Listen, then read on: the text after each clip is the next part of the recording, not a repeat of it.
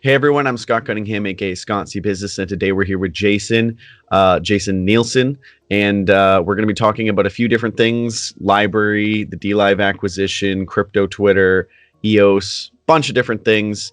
So let's just get into it. Actually, first, if you want to just like plug your channel as well, feel free to do that. Hi everyone, my name is Jason. I'm online at Dragon Wolf Tech on Twitter. My YouTube channel is Crypto Insights Journal, and Scott's been a great help to the channel. So make sure you guys subscribe to him and make sure you hit the like on this video.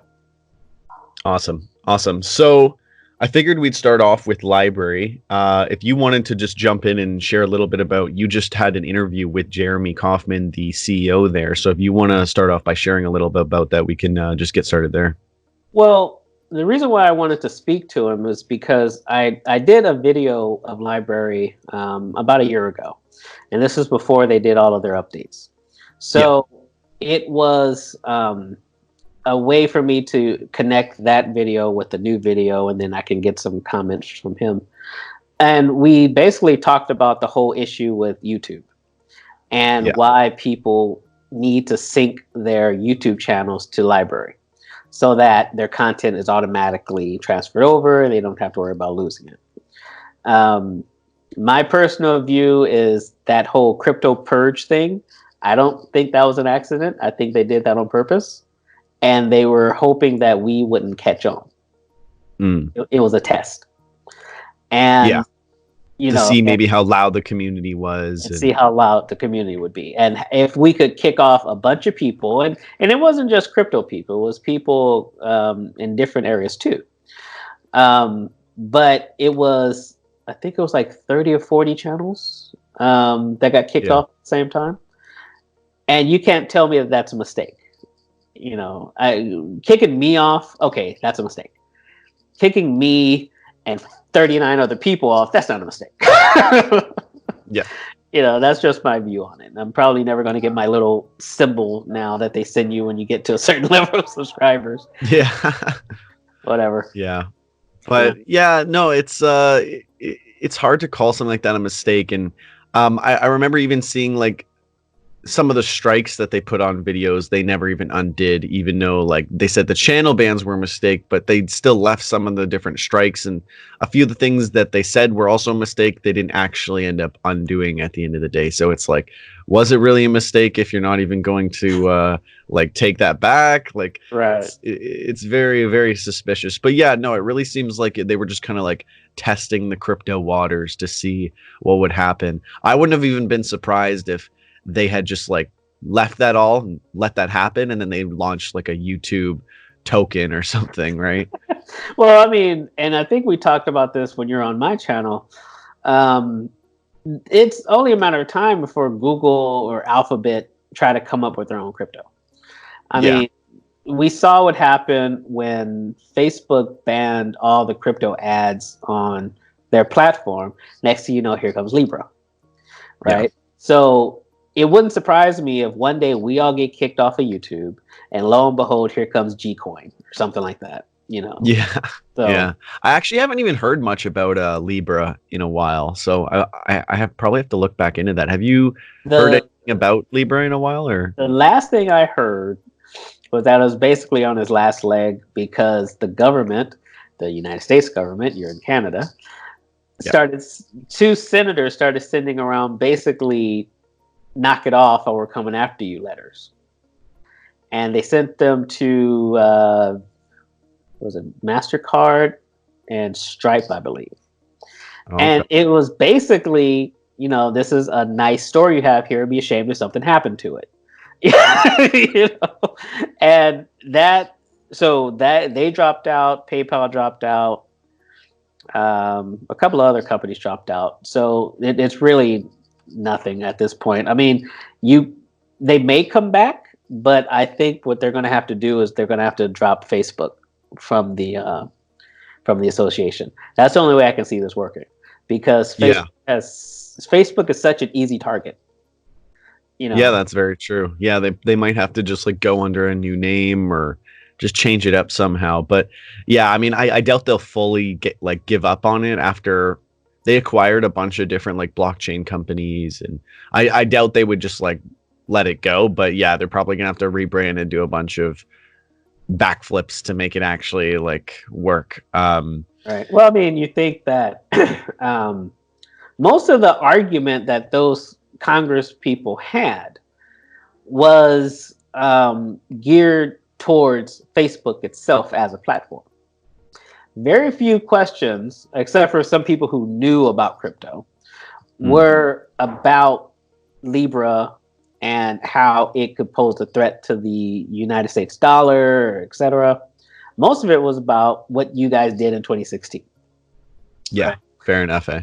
So you could tell that was what the real point of these hearings were.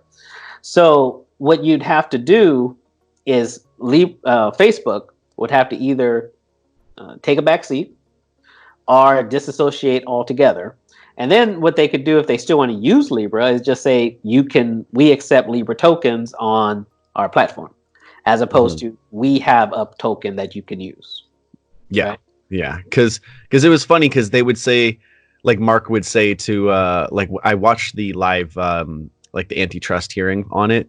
And they would say something like, well, like, how could we trust Facebook with this when we can't trust them with our data and our privacy? And he's like, oh, well, I mean, it's decentralized because all these different companies have 1%. And it's like, wait, and they're like, oh, decentralized, but it's like decentralized by the world's 100 like richest companies running this token. It's like, what do you think decentralized means? It's like, obviously they're going to act in the interest of Facebook, otherwise it like the value wouldn't be there. So it's like, yeah, it's just hilarious how they try to like spin that as like a decentralized token. But now, okay, so I'm going to play devil's advocate for a second in defense of the Congress people. Facebook has given us no reason to believe that they would protect our privacy, or that this would eventually. And if you notice in the Libra white paper, it said decentralized, permissionless after a while. Yeah, it's not starting off that way. And I have a hard time believing anybody with control is willingly going to just give it away. Yeah, because once you give it away, you never get it back. So how do you do that? So I always have a dim view when any corporation, any government tells people that we're going to relinquish all of our power and give it back to you. All right, I'll see you in 20 years. Yeah, and from my experience, even any platform that starts in a very centralized way that says eventually we will decentralized, it just doesn't happen, right? Like I've been on Tribe, which is probably the most popular EOS social media platform today. Right. And for years they've been saying, well, eventually we're going to decentralize. Eventually we're going to decentralize, because they have to approve every post you make manually, right? And they said, and I'm like, how is that? Like, that's worse than Facebook even. Like, you have to approve my posts. Yeah. And they're like, oh, well, eventually we're going to decentralize. Eventually we're going to decentralize. And you know who also said that? Hyperspace. And now they're gone. And and it's like, it's just, it doesn't hold up for me. Any platform that says, oh, eventually we're going to get better, it rarely happens. And another thing that I wanted to talk about today was DLive, because Tron recently acquired it, and they're going to give a lot more information on the 15th. But this is its third blockchain migration. I know you had mentioned that before. So give me a little backstory on that, as far as you know, because I remember seeing DLive the first time when PewDiePie started talking about them. So what's the backstory on them? Because you said it's the third migration. Yeah. So originally, when I first learned about DLive was about 2.5 years ago on Steam, when I was early on getting onto Steam. And DLive was on there for a while, and then they said, you know what, we're going to leave the Steam community and join up with a different blockchain. And they more or less abandoned that community, and a lot of people from Steam were really upset with them. Mm-hmm. And they started, they were working with the Lino blockchain, which was in testnet for so long, and it never actually launched a mainnet. And for years, it was saying, we're going to launch very soon, very soon. we're going to launch. They never launched. Their token was only sold on their website, not on any exchanges, so they controlled the price in its entirety. And every time I went back to look at the website, it was more centralized than before. So today, it's their policies for like withdrawing and getting your tokens are the same as whether or not you're earning them or you put money in and you want to get them back. So essentially, someone who is like 13 could buy tokens, but you have to be 16 to withdraw tokens. So you can't get your tokens back for years and years if you're young and you bought tokens, but they have an age restriction to withdraw. You also have to do full KYC to withdraw, and you have to withdraw a minimum of like $100 worth. So I would have to put money in because I bought Lino points, and then they had this minimum withdrawal. So I would have to put in more money or earn some to be able to get my money back. And now they have it so that only streamers can actually withdraw money. So you have to have streamed on the platform for 3 days and 8 hours worth of streaming. So a good amount of streaming, like you'd be streaming on there for a good amount of time, not you've been on the platform for 3 days. You'd actually streamed 3 days and 8 hours worth. So someone who puts their money in, like myself, who isn't a streamer and wants to get their money back, I literally cannot unless I start being a streamer. What? So you have zero control of your funds on this platform. And it's insane that people think that is a good model. And the only reason it has any traction whatsoever is because PewDiePie is exclusively live streaming on DLive. So my thought is that it's not really like crypto and blockchain people that are on DLive. It's people who want an alternative to Twitch and see the allure of PewDiePie being there. So they all go on there thinking that this is some cool blockchain platform, but they have no idea that it's the most like centralized thing you could ever possibly end up on. Okay, so let me. Oh my God, really? I had no idea it was that bad. It is bad. I've done many videos on this now because I'm astounded that people still give it any time of day.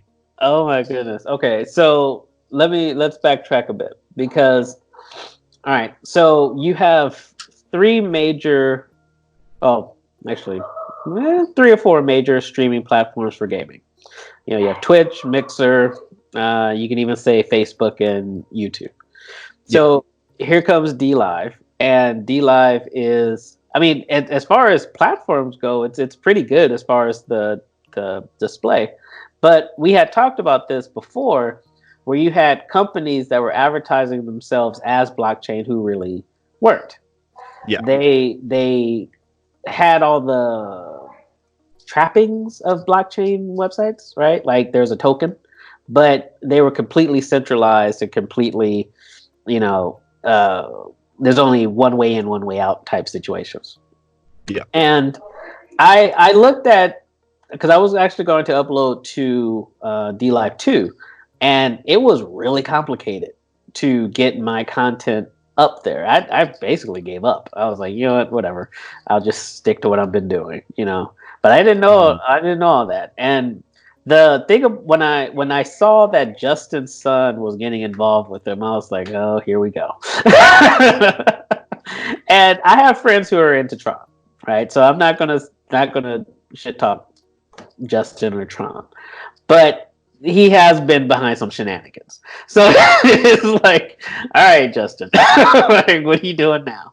Yeah. But no. Yeah, and okay. I mean, I just put out a video on this yesterday, and I literally said, like, look, I'm invested in Tron, so I would love to see them come in and turn the platform around and decentralize the heck out of it and just improve it. But like, if I'm being honest, I don't think they're buying this because they want to radically change it. I think they think this is a great setup and they want to capitalize on it. And obviously, buying up PewDiePie's influence. It's just a simple. They have a ready-made platform. I mean, I don't have to do anything. I just have to buy it and put my label on it. The infrastructure is already there. The users are already there. So why not? And people like it, clearly. So even though there's like a million restrictions on actually having access to your money, people are okay with that apparently. But again, I don't think it's like actual blockchain crypto savvy people, because they would be like, whoa, like this is ridiculous. This is the most centralized thing I've ever seen in my whole life. Like how could anyone miss that, you know? Right. And some of the arguments that I had against my previous videos, like the only people who were upset with the videos that I pointed this stuff out were DLive streamers. And they would say things like, oh wow, like if you like, who cares about $20 that you put in? Why don't you just donate to someone and stop complaining? I'm like, it's not the money that I'm concerned about. It's the fact that you don't control or have access to your funds, Right, because of all these restrictions. It's like, it has nothing to do with me being concerned about $20. It's all about the actual like principle here. And that's what I think is so important. And while I don't think that Tron's actually going to come in here and radically change it, if they did, that would be amazing. And I have no doubt that Tron's probably going to go up in value for having acquired DLive. But I just don't think that they're actually going to fix DLive. well, let me ask you about that.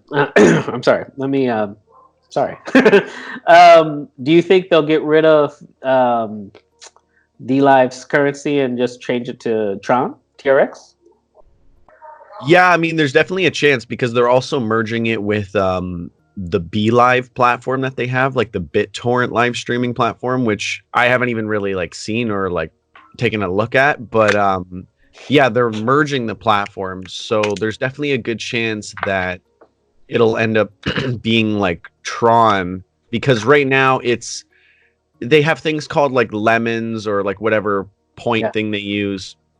And they were on the Lino blockchain before. So they're definitely abandoning the Lino blockchain, which was barely a blockchain. And now they're obviously going to Tron. So I do think they're going to still have the like front facing UI is still going to say like lemons or whatever it says now. But the actual like blockchain that you would withdraw in would probably be Tron. So there might be some like changes that they'll have to make, but I don't know if they're actually going to end up changing the like restrictions on the withdrawals, because the whole idea was that DLive was saying, oh well, we have all these restrictions because if you're earning money as a streamer, it's kind of like you're working as a, like it's a job, so you have to, you know, like prove your country of residence, and you have to be 16 or older to like earn and but then that was the same restrictions just for withdrawing your own funds that you put in yourself. Right. So it wasn't really about earning. It was really just about controlling the currency in its entirety. And they were trying to make it synonymous. So what excuse did they use for that? Do they like consider it like staking? No, they also have staking on Lino, but that's kind of separate from DLive. There aren't really any benefits to staking that they offer. But I mean, again, like Lino is going to be abandoned anyway. So that's kind of it. Like there's no other applications on Lino or anything. It was literally just for DLive. And they claimed to be independent, but they were both dependent on each other. Like you couldn't you couldn't withdraw your Lino points without going on to DLive. So they were that's why I don't even call it a blockchain. Like, how is it a blockchain if the only way I can withdraw my crypto is through one of your dApps, right? And not even like through the actual blockchain itself or any service or, you know, product on the actual blockchain. It was only through DLive that you could withdraw, and then it was only through Lino that you could acquire Lino points to be like participate in that network. So it was very weirdly codependent, but then they claimed to be, you know, it was just an independent third-party application on the Lino blockchain. I'm pretty sure Lino is going to be non-existent after this. But that raises an interesting question: is why would Tron want to get involved with that? You know, it's not like they couldn't make their own streaming platform. In fact, if they did, it would be huge. But so, I mean, aside from just having a ready-made platform, it seems like it's going to be a PR nightmare because people are going to be asking these questions like you're doing. Yes. Yeah. Because originally, before no one was asking these questions, because these are just people who were Twitch streamers who were like looking for something better, because they don't take platform cuts like Twitch does. So in the eyes of a Twitch streamer, like that is much better for earning money. and that's like a good value proposition for like a regular person. But someone who's like looking at it from a blockchain crypto perspective, they're like, this is just a ridiculous platform that no one should be using. And I honestly think at the end of the day, it really just comes down to if we buy DLive and PewDiePie exclusively live streams on DLive, we just bought PewDiePie's influence for live streaming. Right. And as long as that doesn't change, then they're set. But yeah, I don't know. We'll have to see in a week. We'll get more information and we'll know then. Well, we'll have to do this again. Yeah, I guess so, eh?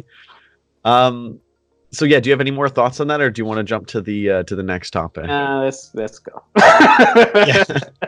Can't bash Tron too much. I've got a bunch of Tron invested. Yeah. I mean, like I said, like in my video, I said I would love for me to be wrong about this, because and I would love that they would just decentralize, because I'm invested in Tron and I would love to see it do well. Yeah. So I would not want to see everyone, attack Tron and be like, why did you do this? And et cetera, et cetera. I mean, unless they don't improve it, then that's probably warranted. But anyways, so the next thing I wanted to talk about was EOS, and how for like almost like 3 months now, you can't really do much with any of the wallets or half of the dApps, because you can't make transactions because the CPU usage is just so high that like people can make transactions when they use certain wallets that will like provide CPU usage for you, but none of the dApps currently do that. And thus you can't actually make any transactions. So even though I've been posting on Tribe for the past 3 months, you can still post on it because everything on Tribe is off chain. But if I want to get some of my rewards, I can't do anything with that. I can't get my rewards. I can't even take back my EOS. I really can't do anything. And it's been for like months. And even if they improve it, what if this happens again? Like, EOS Voice is launching in February, so there's going to be a lot of problems coming their way. Well, okay, so let me start by saying I've used EOS in the past. I haven't used it to build anything, though. I've used it as a how we use crypto. And what I did notice, at least recently, is that it takes a lot longer than it used to send things across their network. Like I was telling you before our interview started, I had won a contest and I received about $40 worth of EOS. And I wanted to send it to my wallet, and it took literally almost a day and a half for it to arrive. Yeah. That's ridiculous. So what do you think? Like what's do you think it's related to what you're talking about here? I mean, I assume so. For the CPU usage, that's more for like if you have an EOS wallet, and you're trying to do something out of the EOS wallet. I don't know where you were sending it from. Like if it was on an exchange or whatever it might be, that might have. No, it was it was a wallet. So it was like I was sending it from. Just one wallet to another. I don't mess with exchanges. Yeah, fair enough. Yeah, but if it's an EOS specific wallet, you need to have a ton of EOS staked to be able to do anything. But if it's just like a regular wallet, you should be able to just send it without any issues. But yeah, like with the network being so congested, I can see why that's like related. For me, I can't even make any transactions. It'll literally say your CPU, like your dedicated stake to your CPU is not enough to make us any transactions whatsoever. So I've been unable to do anything for almost 3 months now. And it just I actually stopped posting on Tribe very recently because I was just like, at this point I'm just wasting my breath, because like until it comes back on, like what am I doing here, right? And it's and that's why I'm concerned about all the EOS dApps for the future. And like what I spoke about yesterday on my video was that I don't think people should really be considering, and I don't recommend people getting into different EOS social applications right now, because they won't be able to get their rewards or do any on-chain transactions, and they might get screwed if they end up trying to stake some EOS and then realize that they can't even get it back, and it'll just be locked in limbo, and they're unable to do anything at all with it. Well, I remember, I believe it was last year, 2019, and EOS became really popular early 2019. I mean, people were talking about EOS as a direct challenge to Ethereum.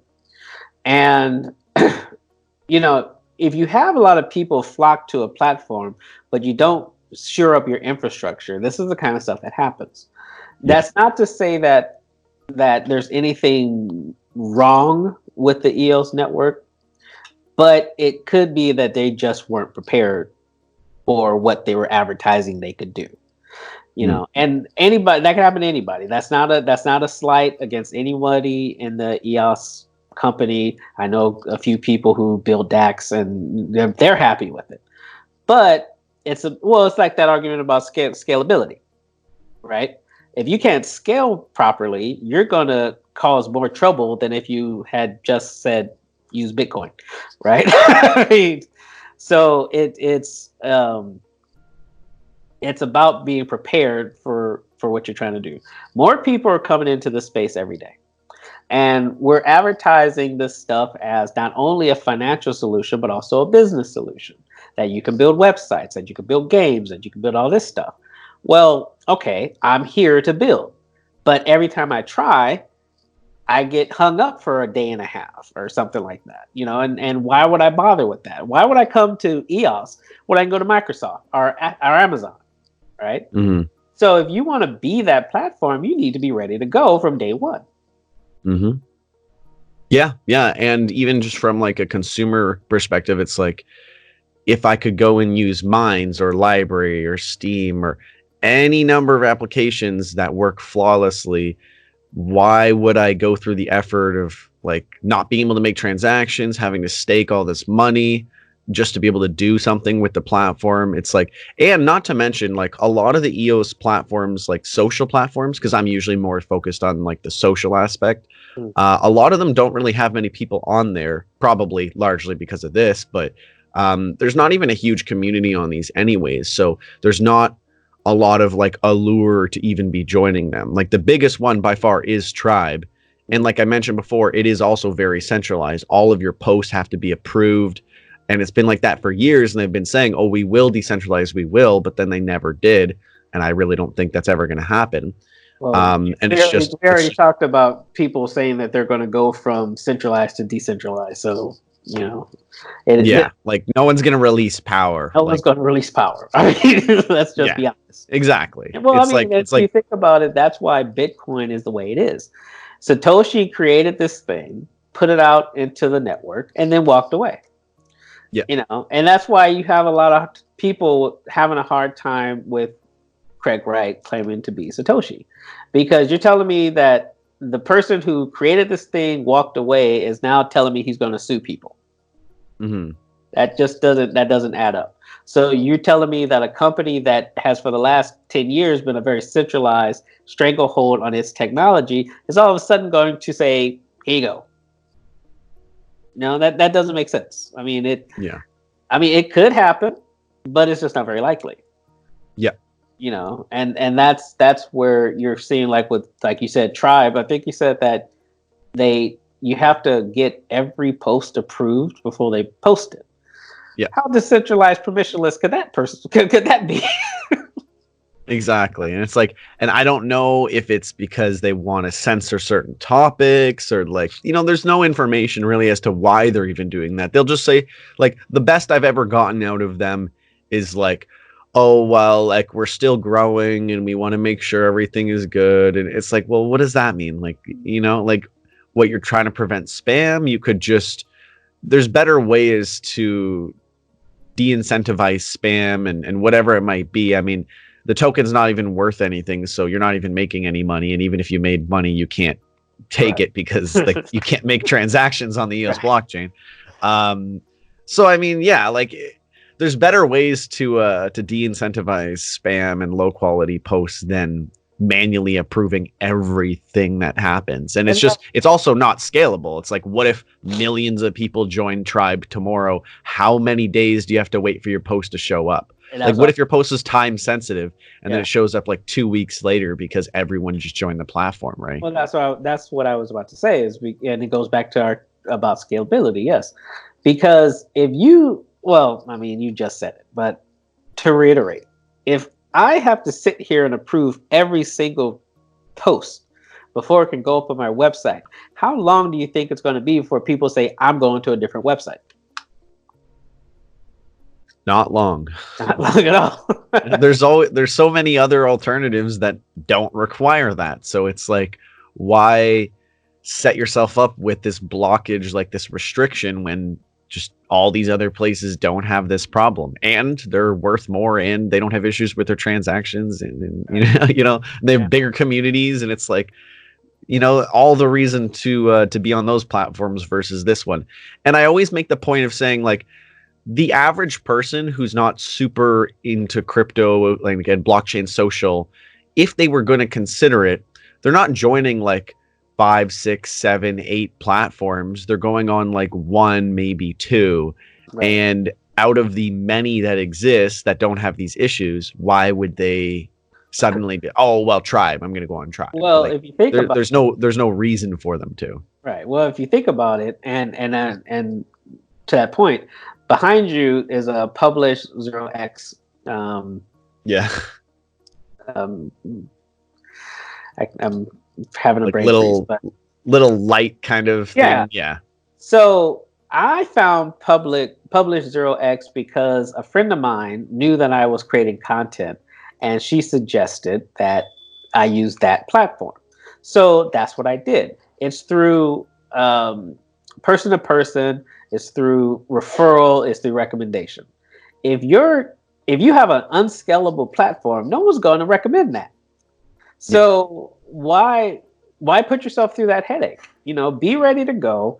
Put yourself out there. Let people experience it. Let people come to enjoy using it, and then they'll bring their friends. But if you're a headache from day one, no one's going to want to bother with that.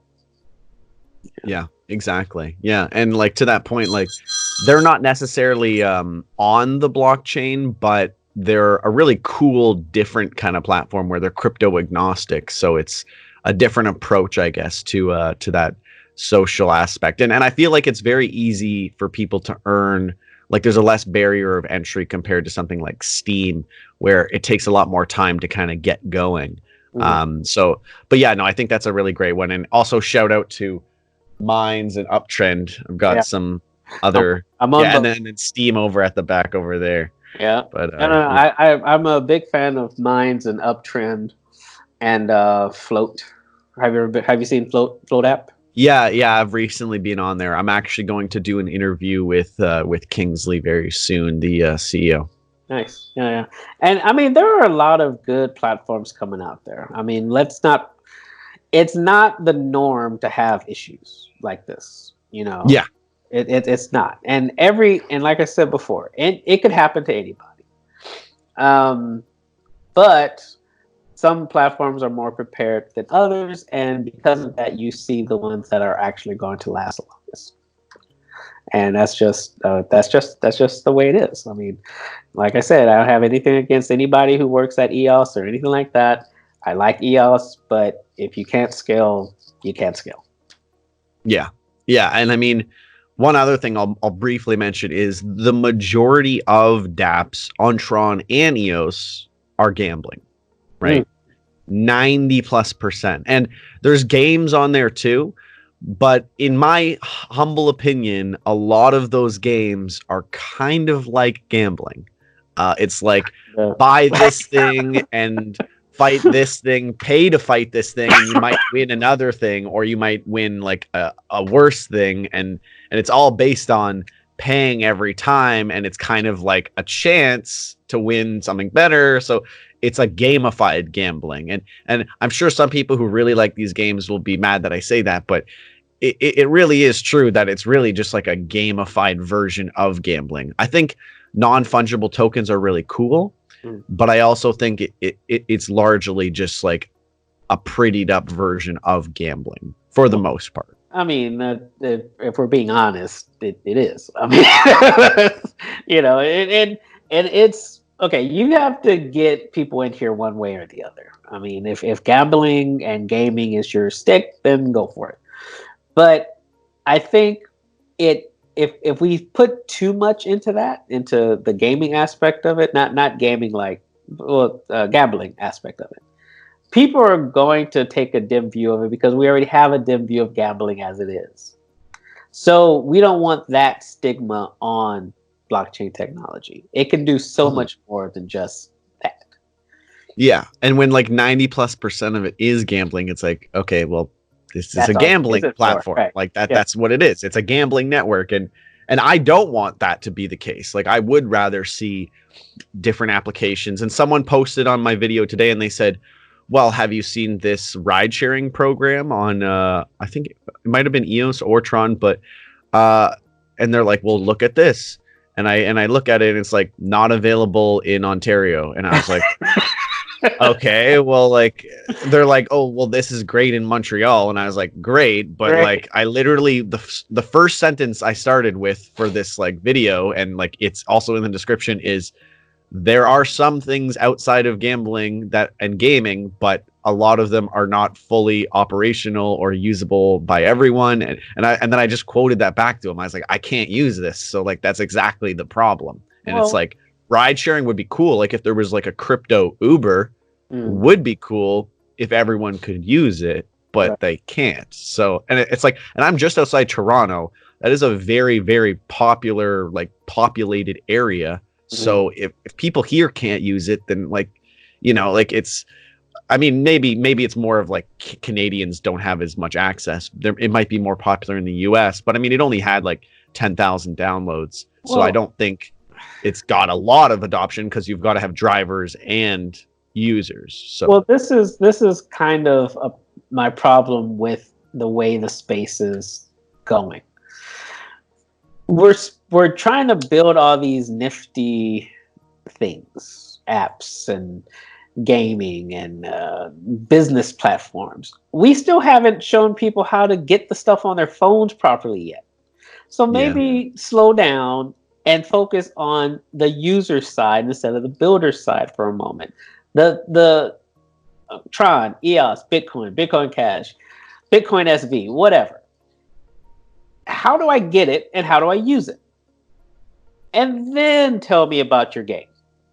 yeah, Right? If I can't, and then what if I live in an area or if I have a phone? Like I have an older Android phone that I use to as a secondary wallet, so I don't have to put it on my main phone. yeah, There's only like 3 Bitcoin wallets I can use on this thing because it's so old. So that's just me not wanting to buy a new phone. Some people are stuck with that. yeah. And you're wanting them to go on some gambling website when they can't even get a hold of crypto to begin with. So maybe we focus on that for a little while. Yeah. Yeah. And there's really no reason why a crypto wallet needs to require so much CPU or something that you would need like the newest phone to support it, right? Like it's not like you're playing some crazy high-tech advanced game on your phone. It's like the simplest thing ever. It's like this should not require the latest OS to operate. Right? This should be super backwards compatible with so many different older versions. Like it's just so basic. A wallet should take very little space. Like it shouldn't really be that much of an issue. So yeah, to your point, like it should be much easier for people to be able to get wallets in and have these kinds of things on their phone, regardless of the OS or whatever it might be. Well, that's one reason why when I introduce people to crypto, if they don't have a newer phone, I always introduce them to Cointext first, and that's a Bitcoin Cash application, and it uses texting, SMS text, to send crypto back and forth. And you don't need a smartphone. You can use a regular phone as long as you can receive SMS text. So where is the Bitcoin network on that? where is the Tron network on that? Why am I only hearing this from like 3 companies? You have, as far as I know right now, Cointext does it, Dash does it, and I believe they do it on the Dash network. And there's one more that slips my mind right now, but those 2 anyway enable people to send crypto without having to have high-tech phones. And it's like, well, where's wrong with the rest of you? Like, come on, get on this thing, And Yeah, I actually didn't know about that. I'm definitely going to look into that because I think that'd be really good to share with people. Yeah. Because like the easier it is for just anyone to use, the more adoption you're going to get. Like my parents are not very good with smartphones, and they wouldn't want to like download wallets and do all this different stuff. But like if they're like, okay, like maybe if I could just text them, like I'll consider it, right? And the more accessible it is, the more people that are going to be using it. Well, and then you also have the issue of some people are they have a phone that could be current, but the app isn't on that platform. Like, I wanted to use Samurai Wallet. I can't put that on an iPhone unless I jailbreak it, and I'm not going to do that. These ones wallets that let you generate random addresses. I think that's a must going into 2020 crypto. But very few wallets do that, and even fewer do it on iOS. So where's the compatibility coming from? When are we going to talk about that? Yeah, absolutely. And it's just we need to get further in the space. And I mean, we're still so early. Like we're still like the pioneers at this point. And but I think we're getting closer and closer and closer. Like with having like ENS, like .eth domains, and now like I've got like a crypto Visa and a crypto debit. And it's like we're definitely getting closer. Not enough people know about these things, but we're definitely getting closer to like the average person being able to use crypto. And once we're solidly there, like I know, I think Samsung in the for their future phones are gonna all have crypto wallets by default on the phone. So that's the kind of thing that is going to be game changing. Like people who don't even know about crypto are just going to be like, what is this thing on my phone? Like, what's this app? And and they'll just learn about it. My only concern about any time a company says they're going to do that, because at Litecoin Summit, Ballet displayed their wallet. It's a hard wallet. I should have brought it. And it comes with everything you need on it. Your keys are on it and everything, and it doesn't require you to use a phone. The problem is I bought this thing with a private key on it. So where else is that private key being stored? Because obviously you wrote it down somewhere else before you put it on this thing, because you have to keep track of them. I question any company that says we're going to do something that you could use, because they're storing it somewhere. And if proof of keys wasn't that long ago, not your keys, not your Bitcoin, right? Yeah. So what stops them from saying, okay, well, this is illegal in South Korea now, so yoink, right? Sure. So I'm always suspicious of anyone who says we're going to give you something pre-installed.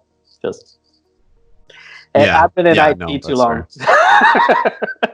Yeah, no, that's definitely fair. Yeah. But no, I'm definitely going to look into that after this and maybe make a video on that, because I definitely think being able to access crypto with just SMS is pretty cool. And I think it'll be relevant to some people who don't actually have smartphones or whatever it might be. Do you want to talk about like crypto Twitter and the different stuff happening on there, and maybe before we get into like the drama, I wanted to touch on some of the new well, maybe not totally new, but like how you can send tips to people with different currencies and how you can run like giveaways. Because I just tried this the other day, and I was actually like blown away by the results I got from. I mean, people like free crypto, obviously, I know. but I was blown away by the results. On one of my posts, I just gave away like $1.60 of USDT, and it got over 100 retweets.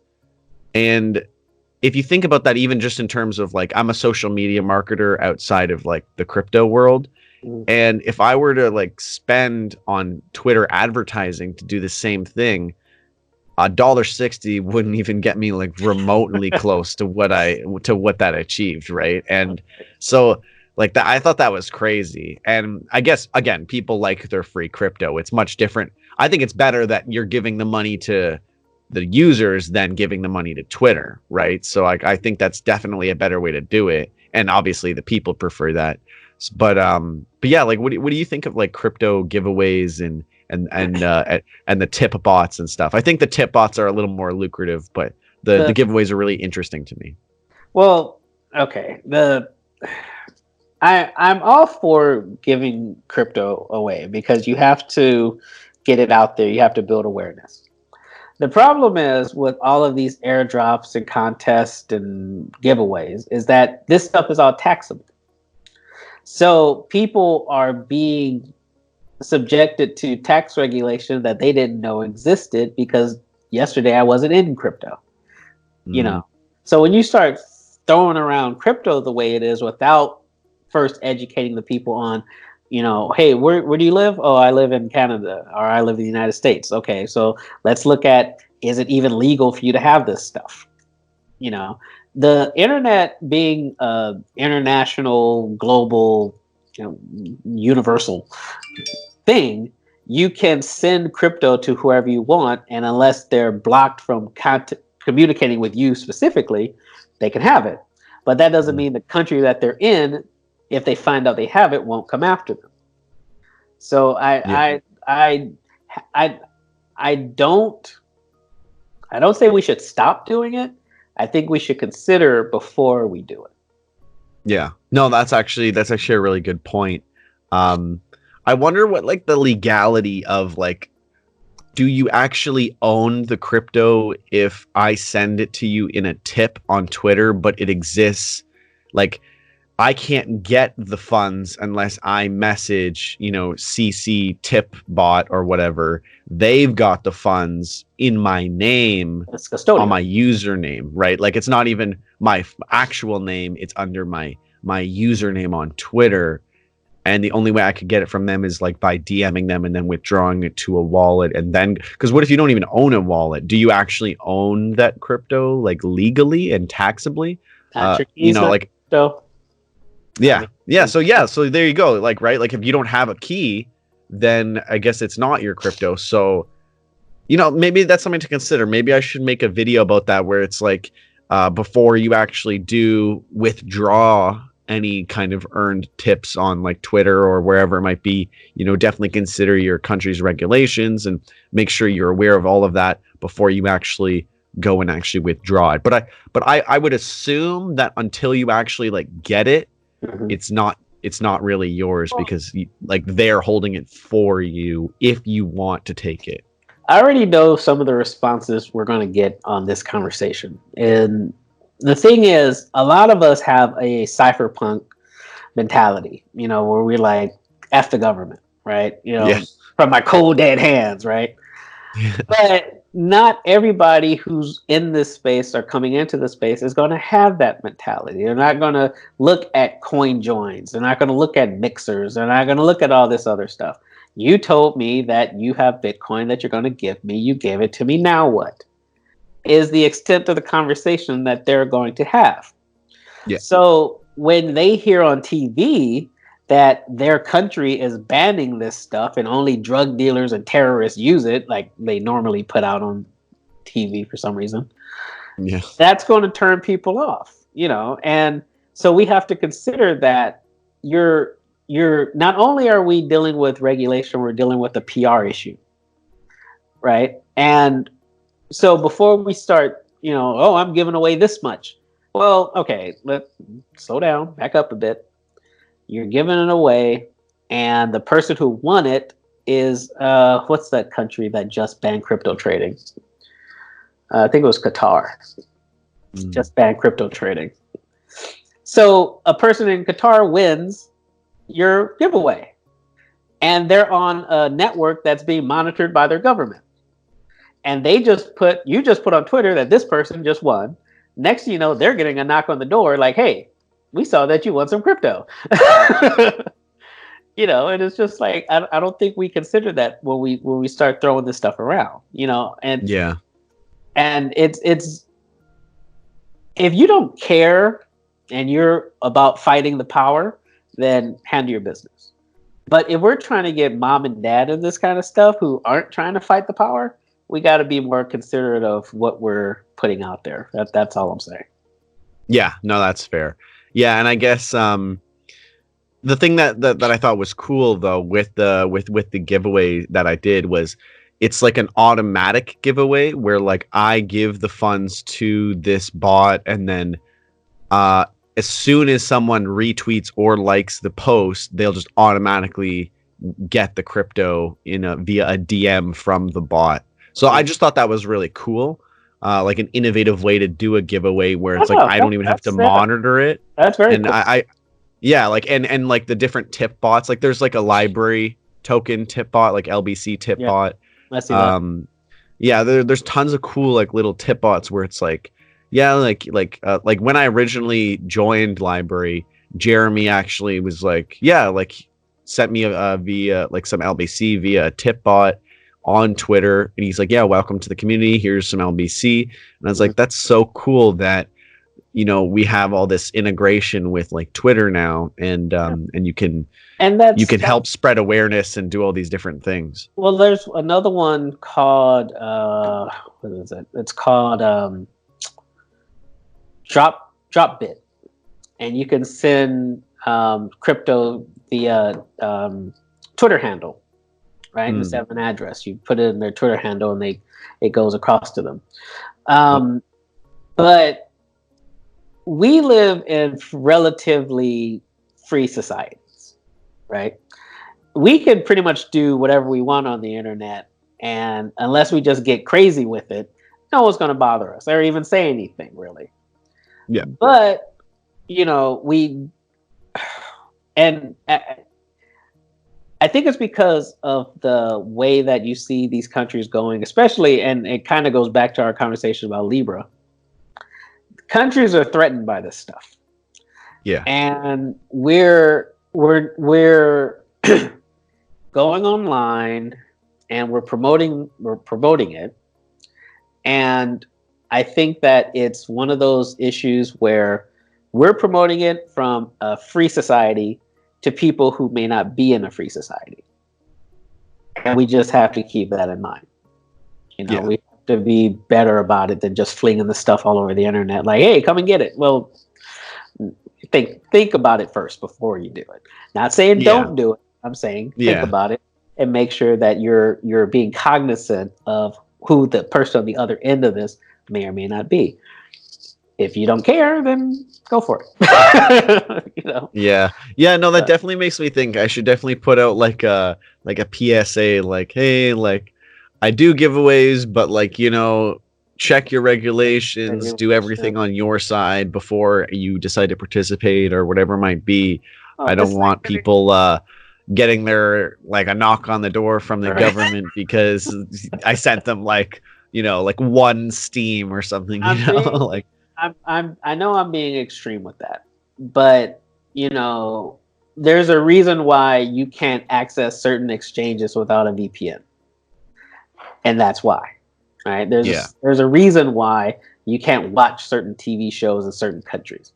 So we have to be cognizant of that. And like I said, I'm not saying don't do it. I'm just saying be cognizant of what it is you're doing. That's all I'm saying. Yeah, no, that makes sense. So do you want to jump into the more dramatic crypto Twitter stuff going on? That wasn't dramatic enough. No, that's just the like tax and regulation side. That's completely like outside of the drama. So if you wanna lead off on what you mentioned earlier, we can dive into that. All right. So recently, there's been a bit of a row on Twitter where someone posted a meme of Samson Mao Blockstream, and it basically said, well, he was holding a picture of a box, a Transformers box, and for people who don't know the story, and next to that picture was a picture of his girlfriend in the arms of another guy, and the caption was "You versus the guy she tells you not to worry about." And I see shit posting on Twitter all the time, and I feel, oh, that's funny, and then go about my day. Well, apparently Samson didn't feel that way, and it became a thing. And it became such a thing that the person who posted it, Carbon Base, got kicked off of Twitter. And for you to be kicked off, for you to be deplatformed from Twitter, that issue had to have gone to a very high level, because Twitter doesn't typically do that unless there's just a swell of complaints. Yeah. So, like what we were saying earlier, is that if you're going to promote yourself as a toxic anything, you need to be ready for toxicity to come back to you. Yeah. And I don't think Samson was ready for that. And yeah, that's fair. It's one of those things, and like I said, well, let me say this: I don't have a problem with Samson at all, and I know Lena. She's a great person, and I support her 100%. But if you're gonna call yourself toxic, you need to be ready for toxic people to show up. And Twitter's a dumpster fire already, with plenty of toxic people on it. So game on. Yeah. Right. So that's why, like how when we first started talking, we spoke like normal people. I wasn't speaking to you as a persona, and you weren't speaking to me as a persona. We were just two guys on Twitter, and here we are. Yep. Right. I didn't have a I hate XRP, or you didn't have a Craig Wright is a fraud. We didn't do that. No. And that's I think that's why we have such drama here, is because you have these different camps. A lot of the people who went in on Samson were people who didn't like either. It could have been personal. It could have been they didn't like Blockstream, and it could be that they didn't like Bitcoin. So you had these camps weighing in from different sides on this one issue. Mm-hmm. He was an easy target because he called himself a toxic Bitcoin maximalist. All right, let's see what you got. Yeah.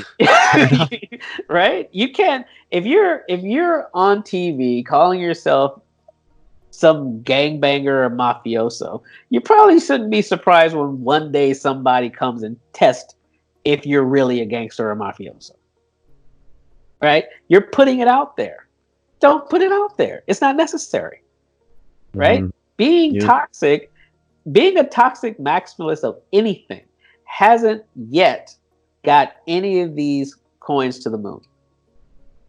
Not one. Okay? Bitcoin is where it's at because Bitcoin was the first, and Bitcoin is the most well known. Has nothing to do with people shit talking on Twitter at all. Yeah. And for some reason, we just, that doesn't compute with some people. I respect you, you respect me. Let's talk about Bitcoin and go about our day. That's all. Yeah. I guess people get like wrapped up in it because it's like obviously their finances are tied to how it performs, and it's like once your financial, like how well your finances are going to be or how bad they're going to be, it's like people are obviously going to get really wrapped up in that, and then like take it to the next level, and I guess that's what we're seeing. Yeah, well, it's tribalism, and unfortunately, tribalism has become a mainstay in crypto Twitter, and it's even to a point where you have people who call it crypto Twitter versus Bitcoin Twitter, right? What's that have to do with anything? Yeah, it's just like a moot point. Right. It's like, all right, and so it's a question of toxicity, it's a question of tribalism, and it's a question of maturity. And I don't think we have enough. Well, let me put it this way: we have a lot of mature, dedicated people in the space. They're just not the loud ones.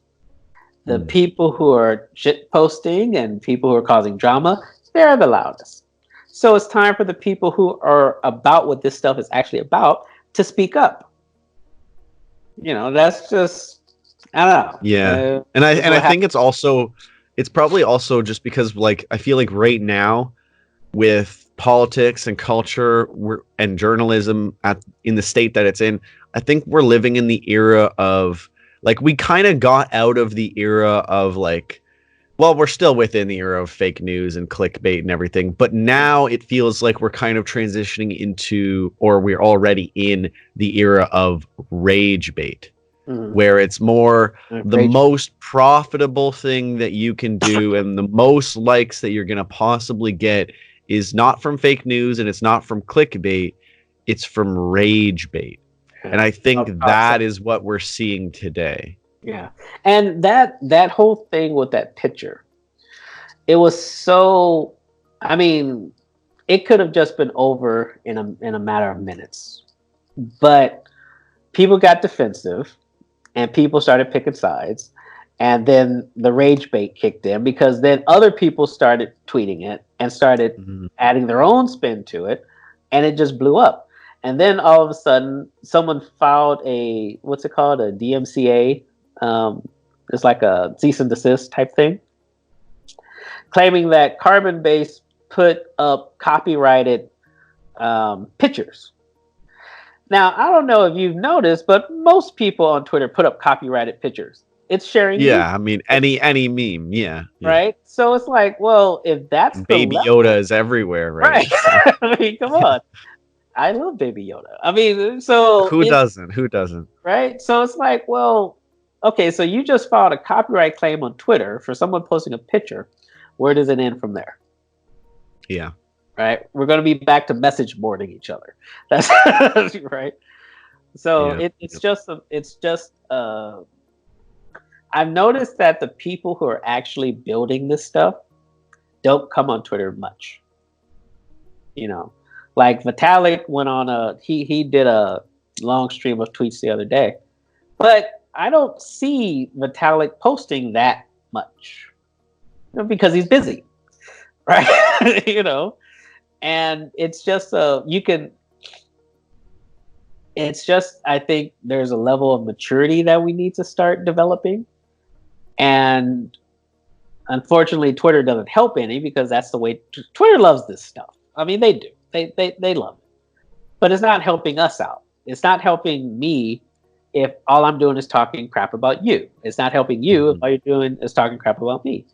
We're not going to grow this way, and I get kind of worked up about it because I respect a lot of people in a lot of different camps. I talk to BSV people, I talk to Bitcoin people, and we know how they feel about each other, right? Yeah. So it's like, well, but that doesn't mean I have to disrespect you. Mhm. And I think that's just where we need to be. We need to respect each other more. Yeah. Yeah. And you know what's interesting about this whole situation? I feel like it's rarely about what was actually said or done, and it's more about how offended the offended party is and how much they're going to stir things up, how many people are going to report it. Right. I don't think it's actually because there's way more egregious examples that you could look at, Yeah. but it's like it's really just who is more offended and who's going to report this the most at the end of the day. It's not actually the thing that was said as much as it is like the effects or the consequences or the results of what people feel Well, and do after that. I mean, put it this way. If you go on Twitter right now and say something negative about XRP, there's no limit of accounts that are going to come after you for that.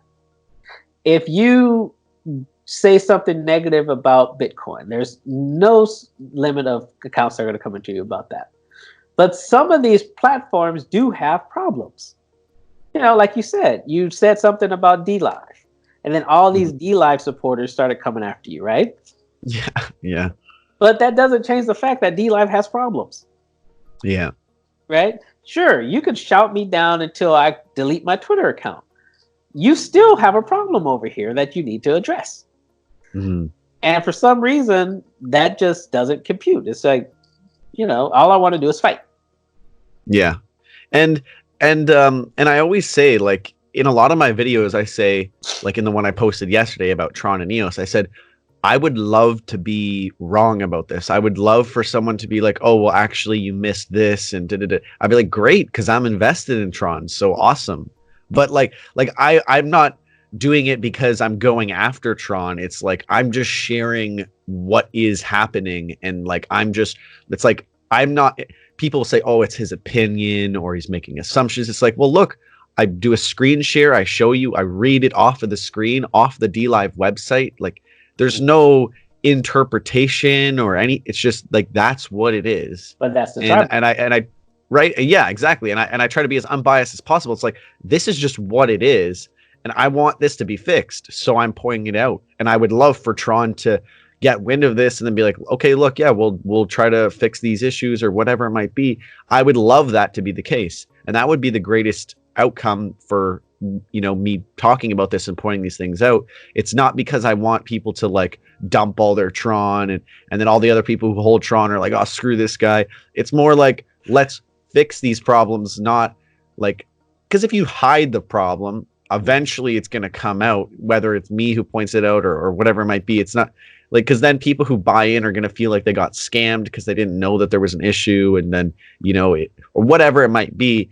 I think the most important thing is just putting information out there, and I always say, like, I would love for someone to prove me wrong or to show me how I missed something or whatever it might be. I would love for that to happen. And I can't remember who said this, but they said, like, it was maybe like a famous philosopher or something. He said, "The only way that you can be right is if you're willing to be wrong." Mhm. I like that. Right. And that's how you can always be right. As long as you're willing to be wrong, you can always be right. I like And that. if you're not willing to be wrong, then there's a chance that you are wrong and you can't be right because you're stuck in your ways. So as long as you're always willing to be potentially wrong, then you will always be right at the end of the day, because you can change your viewpoint. And I think that is what people need to internalize on Twitter and really just anywhere in the Anyway, cryptoverse, or yeah. in general, and just in life in general too. So I think that's an important takeaway. Well, I mean, and to close it out, when was the last time you saw someone from Visa talk crap about someone from American Express on Twitter? Right? If we want a Yeah. financial system of the future, we're gonna have to change some things. It's just what it is. Yeah. Yeah. Yeah. And that's true, right? It's because, well, I mean, it's also because like their finances aren't, it's not like, unless you have like Visa stock or like American Express stock, it's not so much like you're invested in them as if you were holding Tron or whatever it might be. So I'm sure people get more, like I said earlier, people get tied up in the emotions based on their finances and how Well, that'll be affected. But and but no, you're right. Like there shouldn't be only, like, there's way more tribalism in the crypto community than there is in just like the regular financial community. it's also it becomes a lifestyle after a while, right? Like we have the term Bitcoiner, right? Yeah. So that gives you some type of identity. And so people's identity becomes wrapped up in this stuff. Like I was talking to a girl on crypto the other day, and she calls herself crypto agnostic, right? I don't have a particular coin that I like over another one. Yeah. And I think it's especially in our line of work as content creators, more of us need to go there. Yeah. Because when you have, like, if I have Litecoin all over everything, to a point, even though I may say this is not financial advice, I am hyping a certain thing above something else, right? Yeah.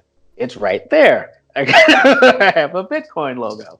Obviously, I wanted to send out the message that I like Bitcoin. So, people are going to get their own assumptions from what you put out.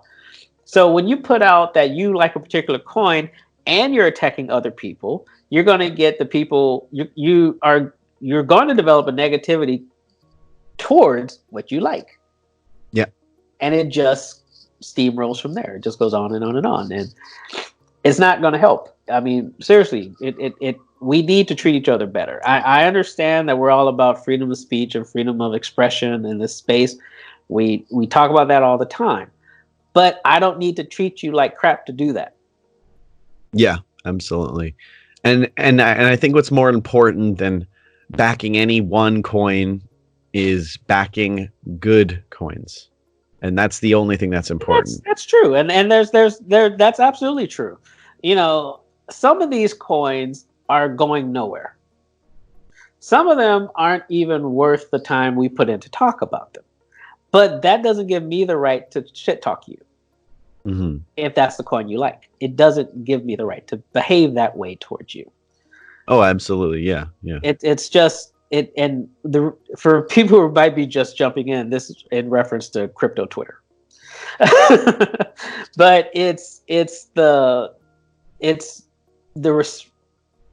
we're creating the future. They're building it. We're talking about it. More people are going to come.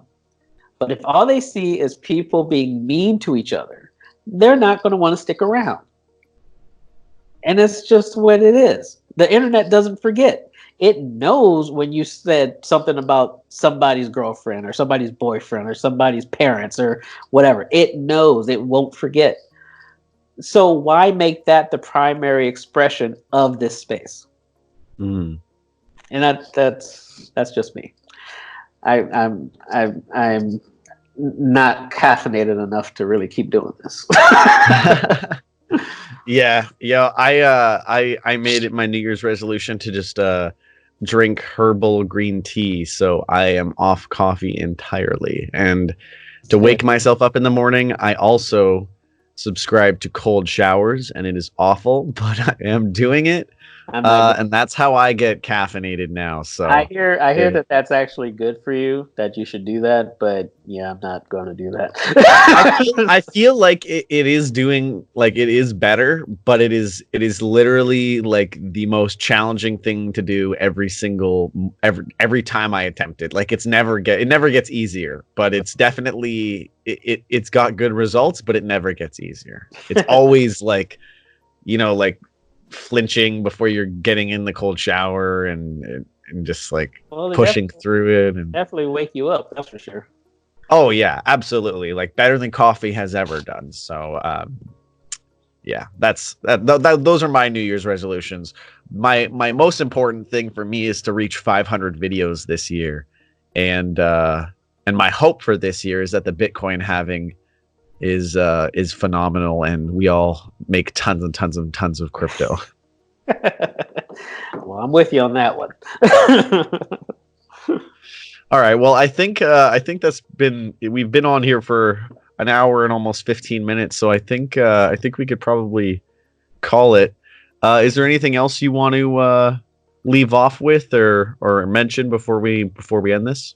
Well, before we go, I want to give a shout out to the Crypto Blockchain Plug in Inglewood, California. They let me come in here today to film a couple of interviews. If you're in the Los Angeles area, everyone, they're at 614 East Manchester Boulevard, Inglewood, California. Come by. They have everything you need for your crypto experience. So I just wanted to point that out. Awesome. Yeah. And thank you for them. I'm thanking them for allowing you to be able to come on and do this, and also thank you for coming on.